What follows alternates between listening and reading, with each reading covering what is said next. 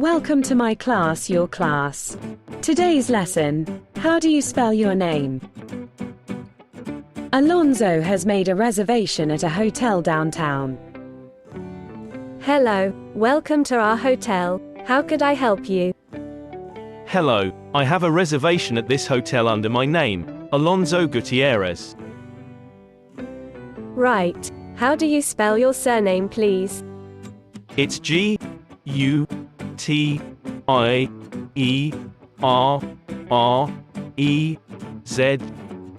Gutierrez.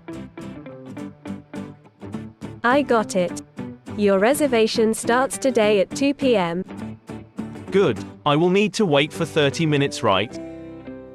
No, I think we have a free room on the 3rd floor. That's okay for me. All right, I will complete your registration.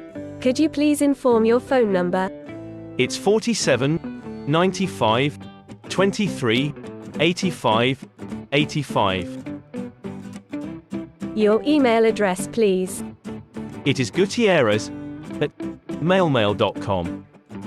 Could you show me your passport, please? Of course. Here it is.